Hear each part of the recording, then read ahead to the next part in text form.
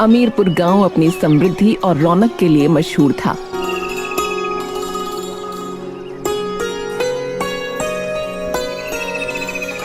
गलियां साफ, चौपालें गूंजती।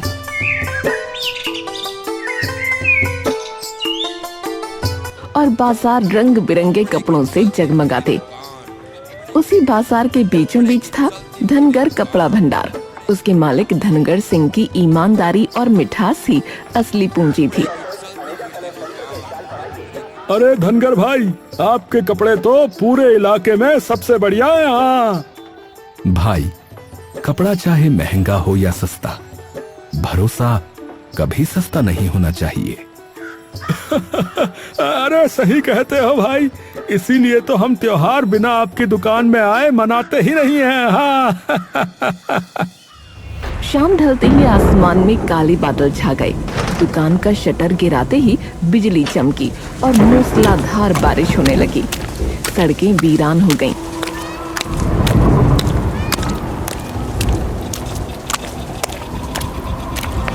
तभी धनगर की नजर एक पीपल के पेड़ के नीचे खड़े लड़के पर पड़ी। वो लड़का भीगा हुआ था, कपड़े शरीर से चिपके थे, होंठ कांप रहे थे और आंखों में बेसहारा दर्द था। अरे बेटा, ऐसे क्यों खड़े हो? भीग जाओगे तो बुखार चढ़ जाएगा। बाबूजी, मेरा कोई घर नहीं है, मजदूरी करता हूँ, जहाँ काम मिलता है वहीं रुक जाता हूँ। आज बारिश ने रोक लिया बाबूजी। धनगर की आंखों में बरसों पहले की तस्वीर तैर गई, जब वो अपने पिता संग गांव-गांव कपड़े बेचता था। कई बार बारिश में भीगते ठिठुरते उन्हें किसी मंदिर की चौखट में शरण लेनी पड़ती थी। वही दर्द मटरू की आंखों में झलक रहा था। चलो बेटा, मेरे घर चलो। ठंडी बरसात में खड़े रहोगे तो बीमार पड़ जाओगे। मटरू पहले झिझका, मगर धनगर के चेहरे की सच्चाई देखकर उसके कदम साथ चल पड़े।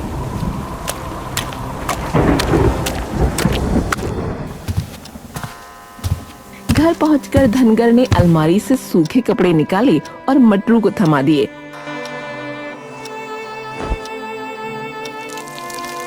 चूल्हे पर गर्म दूध चढ़ाया और उसके सामने रखा। मटरू जैसे ही दूध पीने लगा, उसकी आंखों से आंसू बह निकले।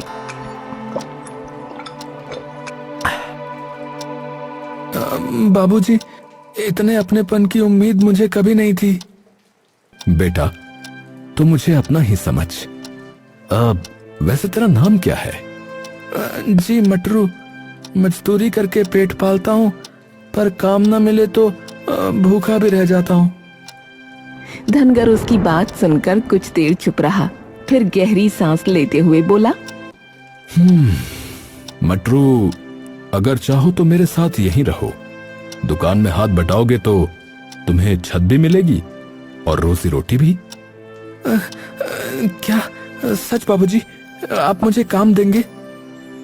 हाँ बेटा, लेकिन याद रखना, मैं सिर्फ कपड़े नहीं बेचता, मैं लोगों को खुशियां भी बेचता हूँ।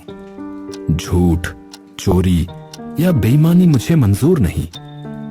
बाबूजी, मैं पूरी ईमानदारी से काम करूंगा, आपको कभी शिकायत का मौका नहीं दूंगा।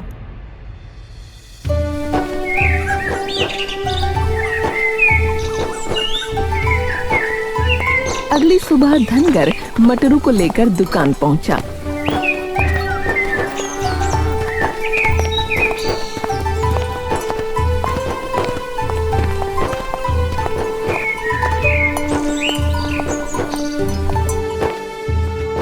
देख बेटा, कपड़े ठीक से रखना।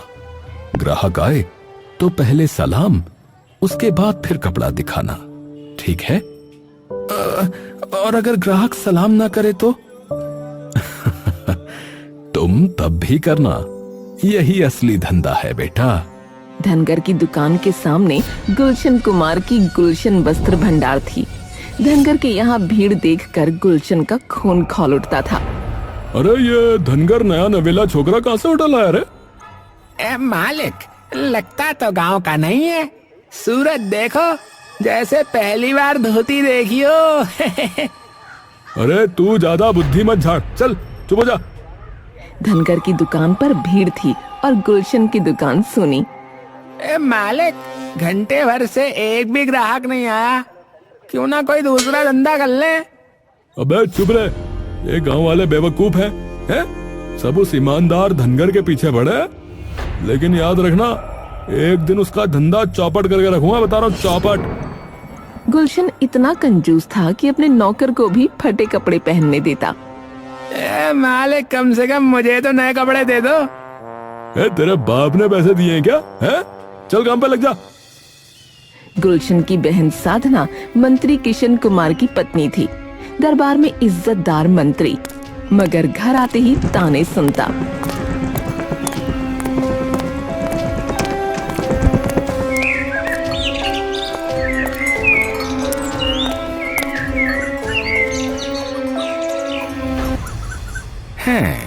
आज फिर दरबार में राजा ने मेरी राय मानी। दरबार से क्या मिला? अपने साले की मदद तो कर नहीं सकते। एक बाहरी व्यापारी गुलशन का धंधा चौपट कर रहा है और आप बस राज दरबार में हाँ हाँ करते फिरते हैं। ये सुन सुनकर किशन परेशान रहता और अंदर ही अंदर गुलशन के प्रति दया भी महसूस करता। एक दिन राजा ने सभा में कहा, हमारे दरबार के लिए नए और अच्छे वस्त्र चाहिए। बाहर के अतिथि भी आएंगे, जिससे हमारे रेशमी कपड़ों को नया बाजार मिले। महाराज, मेरे साले गुलशन कुमार से बेहतर कोई नहीं महाराज। मंत्री जी, मुझे ईमानदारी चाहिए और वो मुझे सिर्फ धनगर सिंह में दिखती है, तो कपड़े वहीं से आएंगे। ये सुनते ही किशन के चेहरे पर जलन उतर आई। बाहर निकलते ही वो गुलशन से जा टकराया।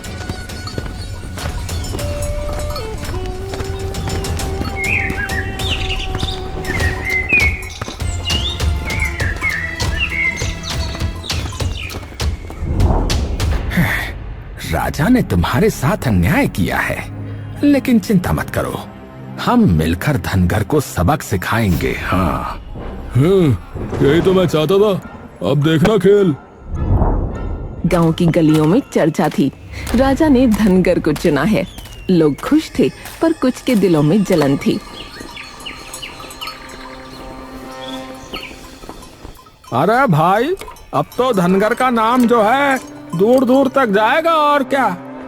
और गुलशन, अरे उसका मुंह तो देखने लायक होगा भैया। धनगर रात दिन काम में लगा रहता।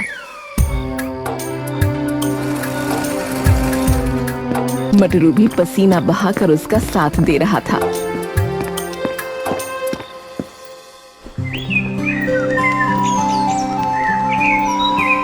एक शाम धनगर ने उससे कहा, मटरू, ईमानदारी ही इंसान की सबसे बड़ी पूंजी है।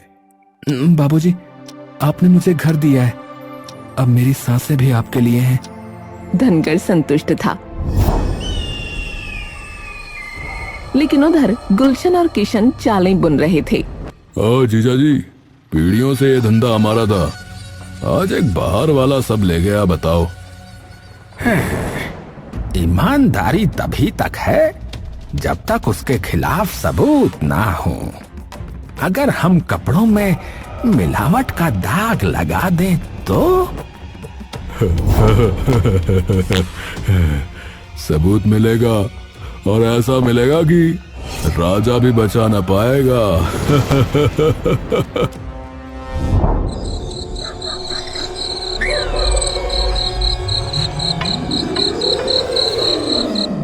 धनगर को कुछ पता न था।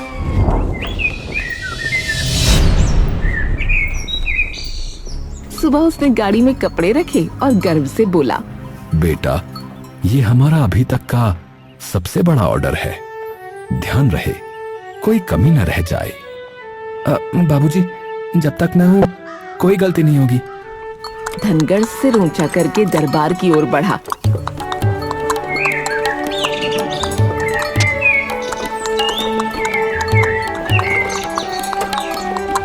पर परछाइयों में उसके खिलाफ साजिश बुनी जा चुकी थी।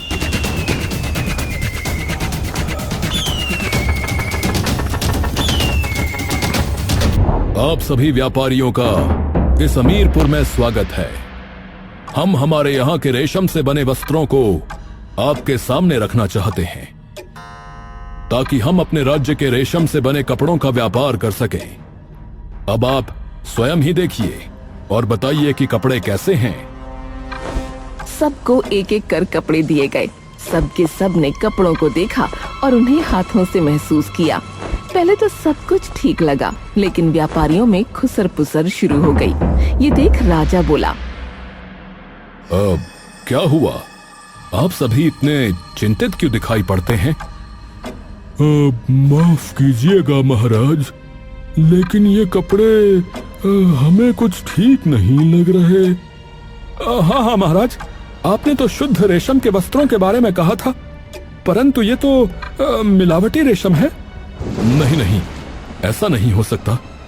ये वस्त्र मैंने अपने राज्य के बेहतरीन कपड़ा व्यापारी धनगर सिंह से सिलवाए हैं और उनकी ईमानदारी पर मुझे पूर्ण विश्वास है।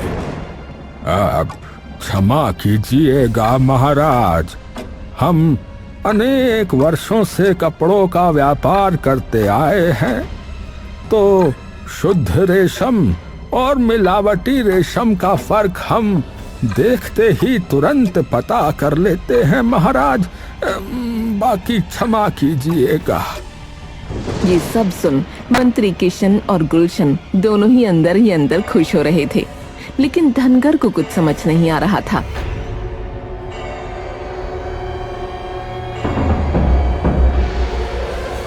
ऐसे कैसे हो सकता है महाराज? धनगर सिंह, अगर ये बात सत्य हुई तो? धनगर सारे कपड़ों को अपने हाथों से देखने लगा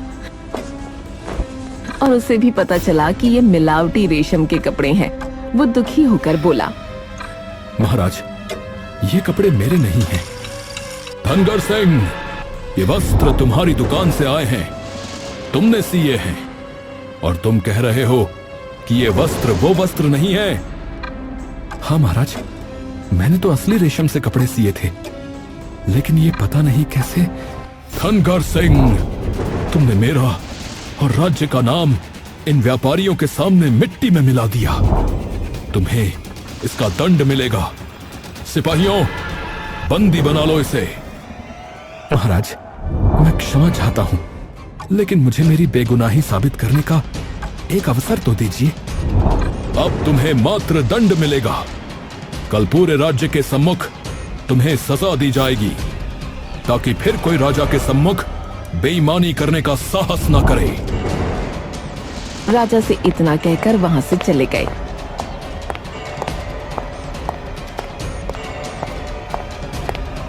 सिपाहियों ने धनगर को बंदी बना लिया और ये किशन और गुलशन अपनी चाल में कामयाब हो चुके थे। उनकी खुशी का ठिकाना नहीं था। क्या जीजा जी, कैसी रही?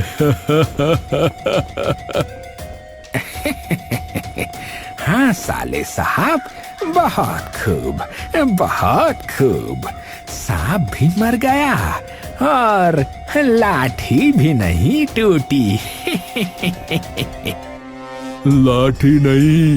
लाठी नहीं, उसकी ईमानदारी दम तोड़ गई।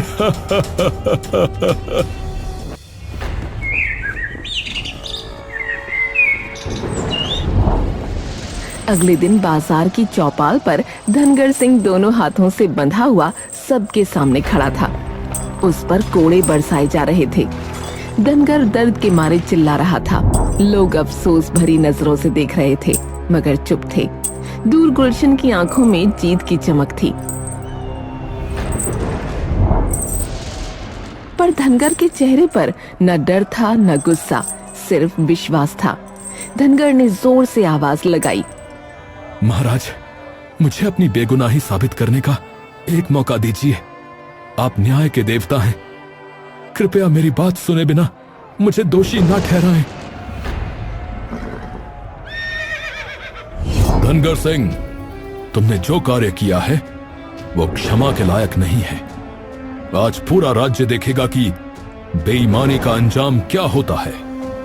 तभी एक सिपाही राजा के पास आया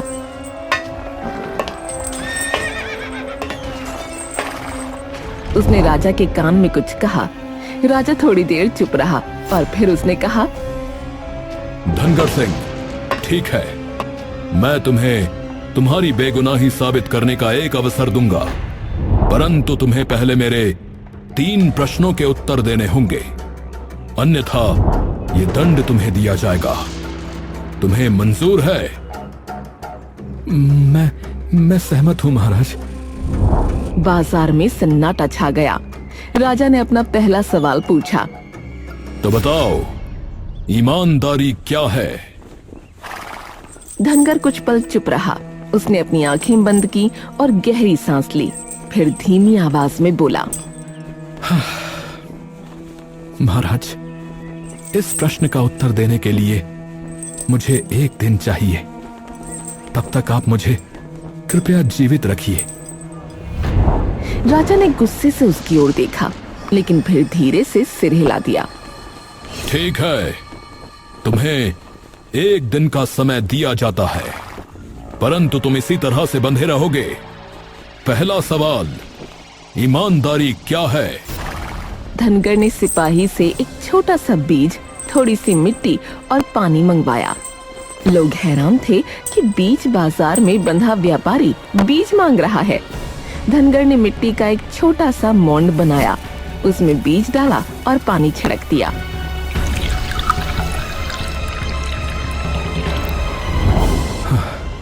इसे यहीं रख दो, कल सब उत्तर समझ जाएंगे।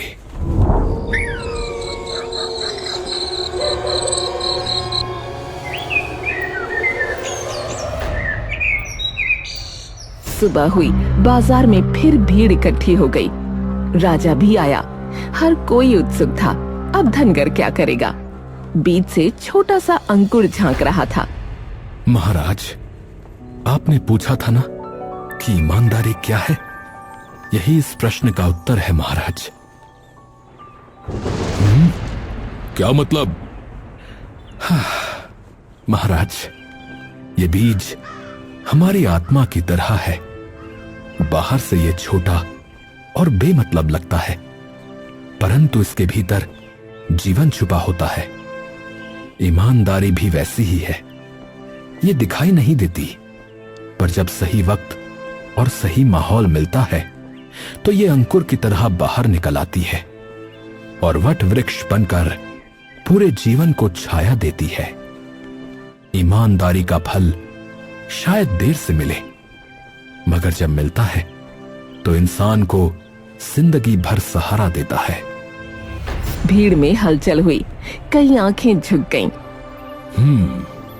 उत्तम, अति उत्तम, परंतु अभी इम्तिहान बाकी है।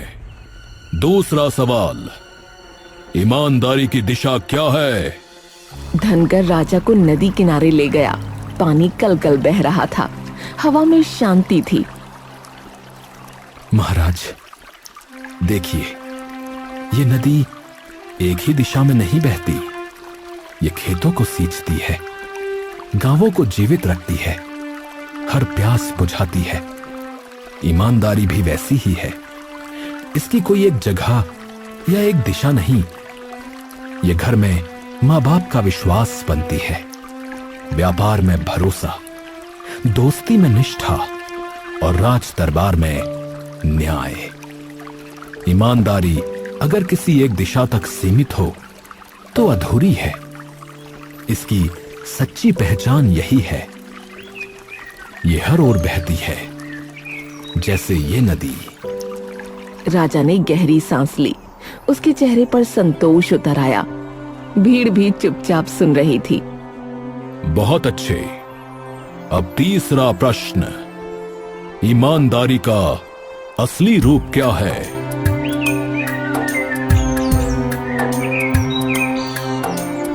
धनगर ने सबको खुले मैदान में विशाल पीपल के पेड़ के नीचे ले जाकर कहा, महाराज, जैसे धूप में थका इंसान पेड़ की छांव पाकर सुकून पाता है, वैसे ही ईमानदारी इंसान को राहत देती है। निर्धन हो या धनी, ईमानदार को सदैव इज्जत मिलती है। मुसीबत के समय यही ईमानदारी ढाल बनकर बचाती है। भीड़ की आंखें नम हो गईं। एक सन्नाटा सा छा गया। राजा ने उठकर ऊंची आवाज में कहा, धनगर सिंह, तुमने मेरे तीनों प्रश्नों का ऐसा उत्तर दिया है जो न सिर्फ मेरे दिल को बल्कि इस पूरे राज्य की आत्मा को छू गया है। तुम सचमुच ईमानदारी के प्रतीक हो और मुझे पूरा विश्वास है कि तुम निर्दोष हो। परंतु क्या सिर्फ अच्छे उत्तर देने से कोई बेगुनाह हो जाता है? भीड़ में बातें शुरू हो गईं। सबकी निगाहें एक दूसरे पर घूम रही थीं। तभी किशन आगे बढ़ा।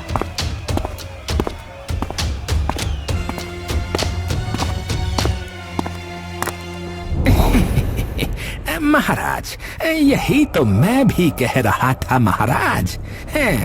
ये सब चाल है महाराज। ये व्यापारी अत्यंत चतुर किस्म का है। असली गुनाहगार तो यही है महाराज। धनगर ने गहरी सांस ली लेकिन कुछ बोला नहीं। उसकी आंखें राजा पर टिकी रहीं। तभी राजा ने इशारा किया। 2 सिपाही एक कांपते हुए नौजवान को घसीट कर लाए।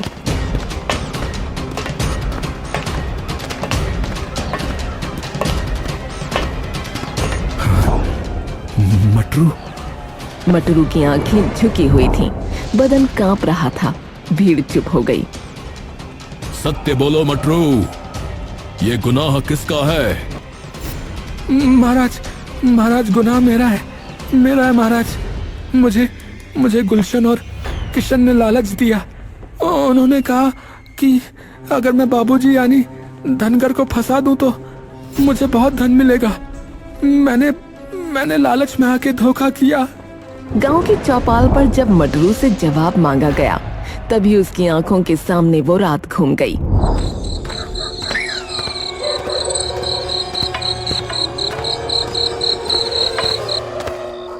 वही रात जब गुलशन और किशन ने उसे एक सुनसान मोड़ पर रोक लिया था। ओए मटरू, ओए जरा ठहर, तुझसे काम है, रुक। क्या बात है गुलशन भैया, इतनी रात गए? हाय, कितना भोला चेहरा है। अब तुझे इसी भोले चेहरे का प्रयोग हमारे लिए करना है। जी, क्या मतलब? मतलब ये कि धनगर जो कपड़े राजा के लिए बना रहा है ना, उसकी जगह तुझे ये कपड़े हमारे कपड़े रखने हैं, समझा? मटरू ने सब सुनकर कपड़े बदलने से साफ इनकार कर दिया। उसकी आंखों में साफ था कि वो किसी की धौंस में आने वाला नहीं। अच्छा, तो तेरी ये हिम्मत है? पर सुन, अगर तूने हमारी बात नहीं मानी ना, तो एक राज है जो सिर्फ हम जानते हैं। कौन सा राज? अरे वही चोरी वाला। हाँ, हमें सब मालूम है रे। तू चोरी का काम करता था ना, और ये भी कि तू चोरी करने यहाँ पर आया था। है, और अगर तू हमारी बात नहीं माना तो सुबह सुबह धनगर सिंह के कान में सब बात डाल देंगे। फिर सोच कि तेरा क्या होगा रे मटरू। ये सुनते ही मटरू का चेहरा सफेद पड़ गया। उसका दिल जोर जोर से धड़कने लगा। भैया ये बात अगर मालिक को पता चली तो मेरी रोजी रोटी ही चली जाएगी। हाँ, सही कहा तूने। तो कर लेना जैसा हम कहते हैं, हम मदद करेंगे तेरी, और तेरा राज ही रहेगा। अरे चल मान भी जा। हैं, कपड़े बदलना तेरे ही भले में है, समझा? वरना तेरा अतीत तुझे बर्बाद कर देगा। है मजबूरी में मटरू झुक गया। उसकी आंखों में आंसू थे, लेकिन उसने सिर हिलाकर हामी भर दी। उसी रात से वो गुलशन और किशन के जाल में फंस गया और उसने गाड़ी में अच्छे वाले कपड़े की जगह गुलशन और किशन के दिए हुए मिलावटी रेशम के कपड़े रख दिए। भीड़ से हूटिंग और शोर उठने लगा। अरे शर्म करो भैया, धिक्कार है भाई, तू तो नहीं जान रहा है, धिक्कार है। धनकर का दिल जैसे टूट गया, उसकी आंखों में आंसू आ गए। बेटा तूने मेरे साथ नहीं खुद के साथ धोखा किया है। ईमानदारी एक बार छूट जाए तो आदमी कभी चैन से नहीं जी सकता। मटरू जमीन पर गिर पड़ा, आंसू रोकना मुश्किल हो गया। बाबूजी, बाबूजी मुझे माफ कर दीजिए बाबूजी, बाबूजी, बाबूजी मैंने बहुत बड़ी भूल की है बाबूजी, बाबूजी अब मैं कभी गलत राह नहीं चुनूंगा बाबूजी, बाबूजी मुझे माफ कर दीजिए बाबूजी। धनगर की आंखें नम थीं, पर स्वर कोमल था। इंसान से गलती हो सकती है, मगर सच्चा पछतावा ही उसे इंसान भी बनाता है। जा, मैं तुझे माफ करता हूं। राजा ये दृश्य देखकर गंभीर हो गया। उसने भीड़ की ओर हाथ उठाकर कहा, असली दोषी ये दोनों व्यापारी किशन और गुलशन हैं। इन्होंने ही इस मासूम को भटकाया। इनके सारे व्यापार जब्त किए जाएं और इन्हें कारागार भेजा जाए। सिपाहियों ने किशन और गुलशन को पकड़ लिया। दोनों के चेहरे पीले पड़ चुके थे। महाराज, महाराज, महाराज ये अन्याय है, महाराज, महाराज ये अन्याय है। हमें छोड़ दीजिए महाराज, हमने कुछ नहीं किया महाराज, महाराज माफी, महाराज, महाराज क्षमा कर दीजिए महाराज, माफी। जिसने गांव की ईमानदारी को बेचने का प्रयास किया उसके लिए कोई क्षमा नहीं। भीड़ जोरदार नारों से गूंज उठी। ये सही न्याय हो महाराज, की जय हो, महाराज की जय हो, महाराज की जय हो। राजा ने धनगर की ओर देखा, चेहरे पर संतोष था। धनगर सिंह, तुम सचमुच ईमानदारी के प्रतीक हो। आज से अमीरपुर तुम्हें अपना सबसे सच्चा व्यापारी मानता है। धनगर ने सिर झुका लिया। उसकी आंखों से आंसू ढलक पड़े, लेकिन दिल में एक सुकून था।